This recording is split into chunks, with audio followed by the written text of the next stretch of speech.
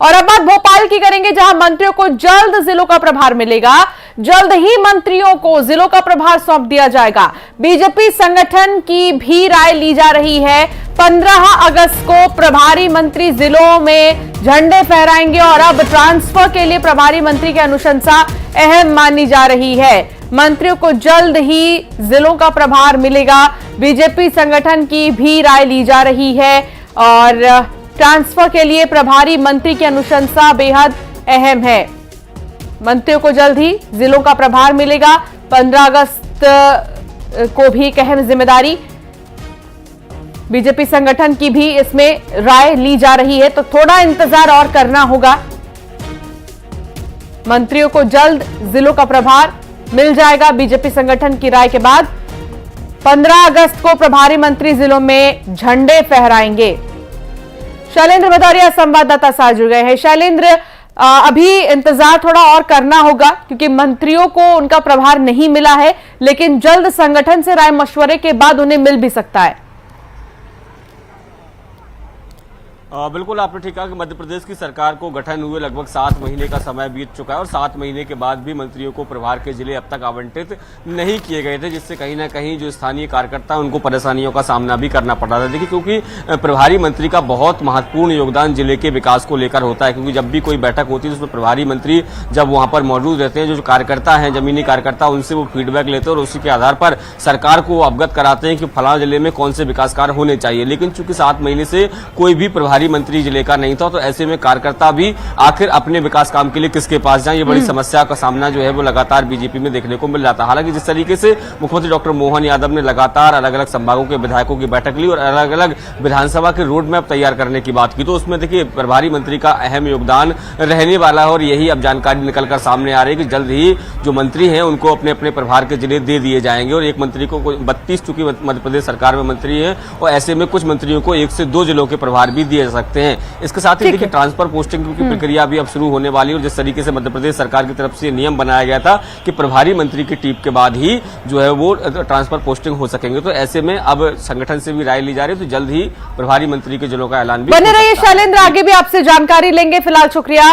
तो अभी इंतजार और करना होगा। बालाउद की बात करेंगे, जहां महिला पार्षद की पिटाई कर दी गई है। इसका वीडियो भी वायरल हो रहा है। गुरूर नगर पंचायत की महिला पार्षद की सड़क पर पिटाई की गई है और कुछ महिलाओं ने पार्षद कुंती सिन्हा को घर से निकालकर खूब पीटा है। घटना का जो सीसीटीवी है वो अब वायरल हो रहा है। आसपास मौजूद लोगों ने बीच बचाव भी किया। दुकानों पर बुलडोजर चलने से नाराज थी महिलाएं। 4 लोगों के खिलाफ केस भी इसमें दर्ज किया गया है, लेकिन महिला पार्षद की पिटाई का देखिए ये वीडियो। बीच सड़क पर कैसे महिला पार्षद को पीटते हुए नजर आ रही हैं कुछ महिलाएं। इनमें नाराजगी थी बुलडोजर के एक्शन को लेकर। अतिक्रमण पर जो एक्शन लिया गया उससे परेशान थी ये महिलाएं। आसपास मौजूद लोगों ने बीच बचाव भी किया, लेकिन इसका कोई असर नहीं दिखाई दिया। दुकानों पर जब बुलडोजर चला तो महिलाएं नाराज हो गई और घर से महिला पार्षद को बाहर निकाला और बीच सड़क तक लाकर उसकी खूब पिटाई की। आसपास लगे सीसीटीवी में जो पूरी घटना है वो कैद हो गई। देखिए, कुछ पुरुष पहुंचते हैं महिलाओं के बीच में। महिला पार्षद को उठाने के लिए ढकेल दिया जाता है महिला पार्षद को बीच सड़क पर ही, और पिटाई करती हुई कुछ महिलाएं नजर आ रही हैं। नाराजगी थी इनमें। अभिषेक संवाददाता साथ जुड़ गए हैं। अभिषेक, अब क्या मामला सुलझ चुका है? आखिर क्यों इतना गुस्सा महिलाओं में? देखिए, गुरु एक नगर पंचायत है, छोटा टाउन है और यहाँ पर जो बाजार में कुछ दुकानें थी जो अवैध ढंग से निर्माण की गई थी, उन पर बुलडोजर चलाया गया था जो एनक्रोचमेंट को तोड़ने के लिए। तो उससे जो स्थानीय व्यापारी महिलाएं हैं उनमें गुस्सा था और इसी गुस्से के वजह से कुछ महिलाएं पार्षद के घर पहुंची, घर से उन्हें बाहर निकाला और जैसा कि वीडियो में आप देख सकते हैं कि उन्हें सड़क पर धक्का देकर गिरा दिया गया, उन पर हाथ भी चलाया गया है और आसपास कुछ लोगों ने फिर बीच बचाव किया और महिला पार्षद को सुरक्षित उनके घर पर पहुंचाया है।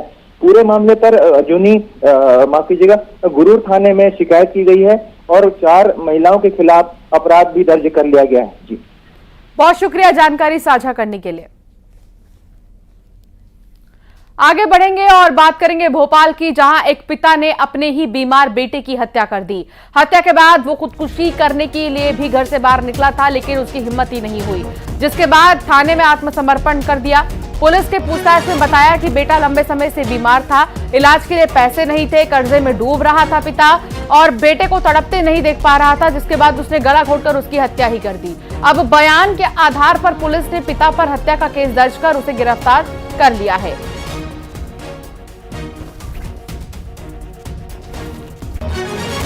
झकझोर देने वाला मामला, बीमार बेटा जिसके इलाज के लिए पिता के पास पैसे नहीं थे, कर्ज में डूब रहा था पिता, 9 साल का बेटा जिसकी हत्या पिता ने कर दी गला घोंटकर, सिर्फ इसीलिए क्योंकि उसके पास पैसे नहीं थे, और पैसे नहीं होने की वजह से ही पिता ने बेटे की हत्या कर दी।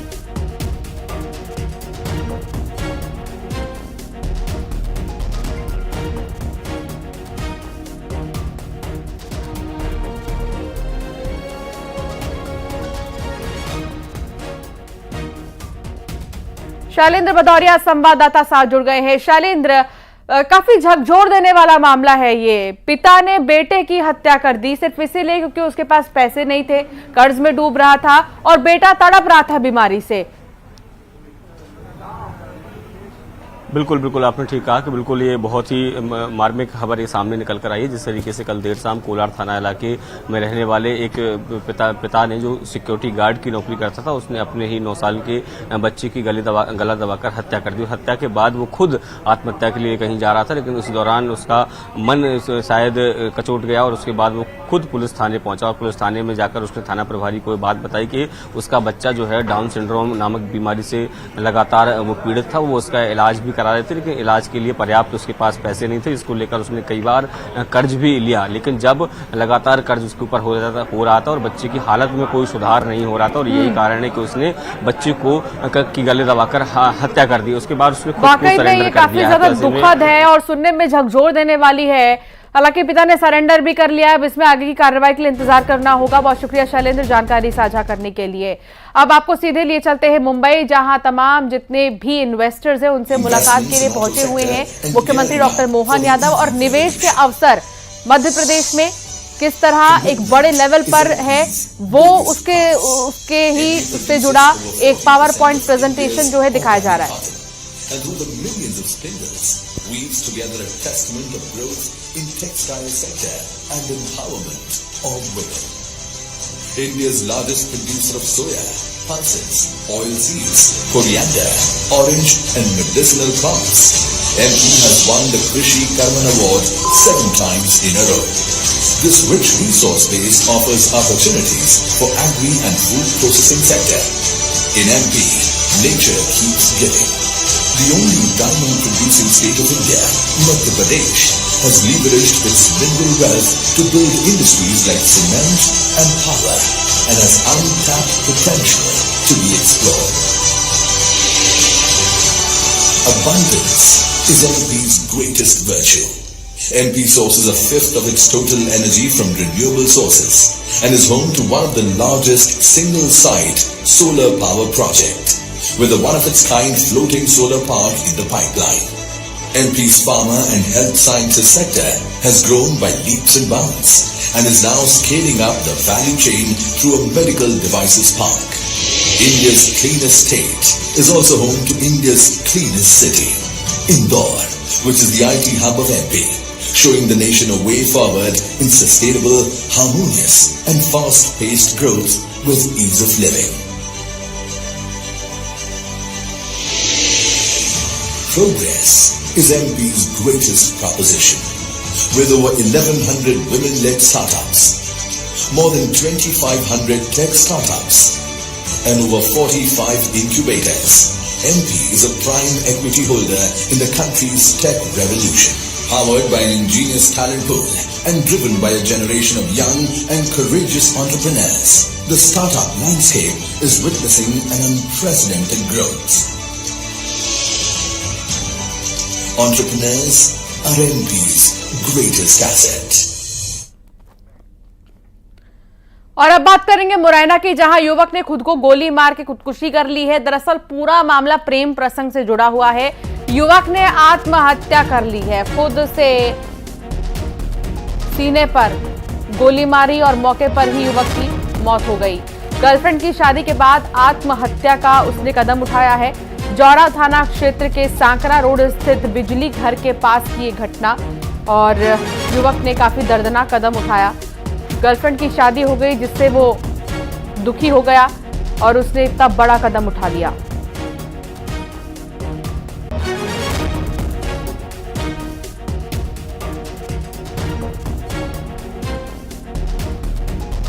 अमित शर्मा संवाददाता साथ जुड़ गए हैं।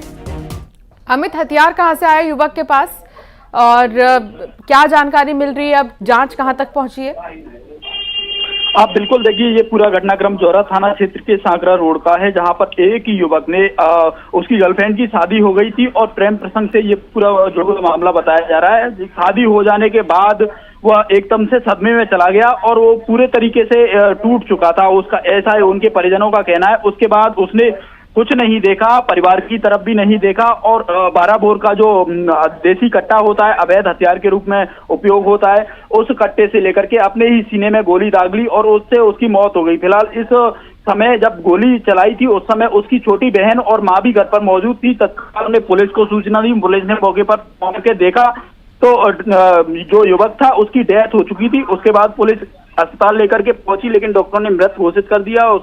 मर्ग कायम करके जांच शुरू कर दी है। जांच पर पता चल पाया है कि अभी जो युवक ने सुसाइड किया है उसका जो कारण है वो वही निकल के आ रहा है सामने, क्योंकि उनके परिजनों के जो कथन हुए हैं, परिजनों ने यही कहा है कि कुछ दिन से ये सदमे में चल रहा था। जो एक युवती थी वो प्रेम करता था और उसके चलते ही इसने ये कदम उठाया है। बहुत शुक्रिया जानकारी साझा करने के लिए अमित। इंदौर में युग पुरुष आश्रम से लापता बच्चा मिल गया है। बाणगंगा में पानी पताशे की दुकान पर बच्चा नजर आया। स्थानीय ने पुलिस को उसकी सूचना दी है। अपने घर झांसी जाने के लिए वो भाग गया था। परमानंद आश्रम में शिफ्ट करने के बाद से ही लापता बताया जा रहा था। मानसिक रूप से दिव्यांग है नाबालिग बच्चा।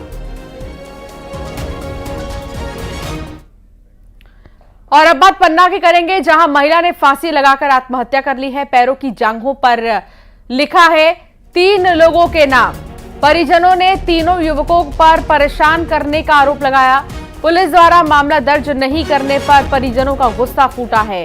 सिमरिया चौराहे में लाश रखकर चक्का जाम किया गया। ये देखिए तस्वीर, चक्का जाम किया गया है लाश रखकर। उनका कहना है कि जिन 3 लोगों के नाम लिखे गए हैं उन पर कार्रवाई हो, लेकिन अभी तक कार्रवाई क्योंकि नहीं हुई है, पुलिस ने कुछ नहीं किया, इसलिए परिजनों का गुस्सा फूटा है पुलिस के खिलाफ।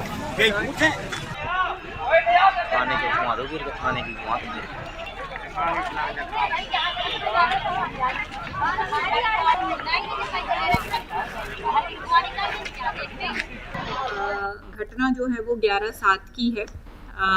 जो महिला हैं इन्होंने खुद ही सुसाइड कमिट किया है। इनका पीएम जो है वो पैनल के माध्यम से करवा दिया गया है और अभी जो प्राथमिक रूप से पता चला है वो उसमें हैंगिंग ही आया है।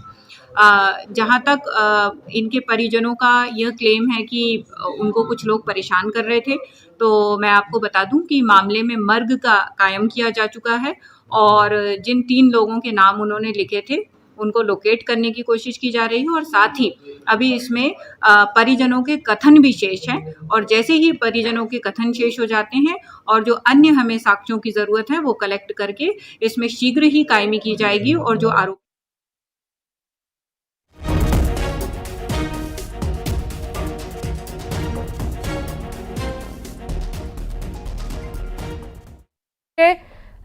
युवक जो जिनके नाम लिखे हुए थे, जिन युवकों के नाम लिखे हुए थे, उन पर अब तक कार्रवाई क्यों नहीं हुई है? आखिर क्या वजह पुलिस दे रही है?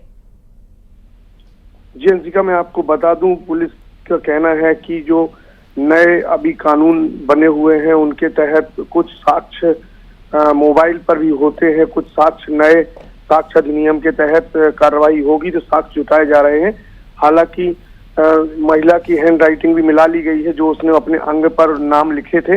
इस वजह से उन युवकों की तलाश तो जारी कर दी है पुलिस ने और एडिशनल एसपी आरपी सिंह का कहना है कि बहुत जल्दी ही वो लोग गिरफ्तार आएंगे और उन पर कार्रवाई की जाएगी। जी बहुत शुक्रिया जानकारी साझा करने के लिए संजय।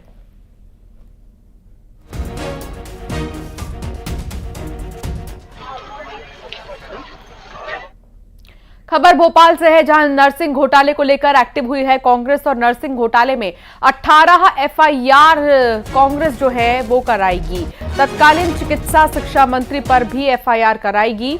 प्रदेश भर से कांग्रेसी भोपाल में जुटेंगे, अशोका गार्डन थाने में रिपोर्ट दर्ज कराएंगे। नर्सिंग घोटाला मामला जहां अब कांग्रेस एक्टिव हो चुकी है और 18 जुलाई को एफआईआर दर्ज कराने की बात की जा रही है।